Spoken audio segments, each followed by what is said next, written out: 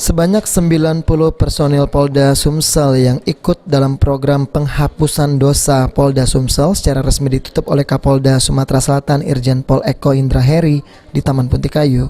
Oleh Kapolda, 90 personil yang ikut dalam program penghapusan dosa dilakukan sumpah dan tanda tangan perjanjian agar tidak lagi mengulangi perbuatannya, khususnya menjadi pengguna narkoba. Sejauh ini program penghapusan dosa yang dilakukan oleh Polda Sumsel telah dilakukan sebanyak 2 kali, di mana hasilnya personil yang ikut sudah memiliki perubahan namun secara bertahap.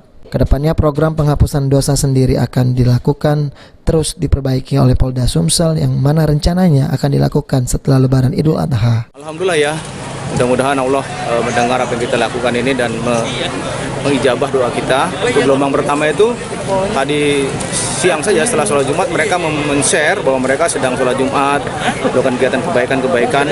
Tentu hasilnya tidak bisa serta-merta 1 minggu 2 minggu ini, mungkin 2 bulan 3 bulan lah baru kita lihat. Tapi mudah-mudahan kelihatannya dari wajah-wajah mereka itu optimis untuk berubah. Untuk gelombang 3 mungkin nanti ada terobosan baru atau bagaimana? Sementara kita melihat seperti ini, dari gelombang 1, gelombang 2 ini kan ada kesempurnaan terus ya. Dan masih banyak hal-hal yang bisa kita lakukan, mungkin termasuk juga kita coba apakah harus perlu ada rupiah dan seterusnya.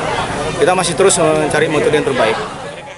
Program penghapusan dosa ini ialah bagian dari terobosan Kapolda Sumsel, khususnya untuk para personil yang menjadi pengguna narkoba.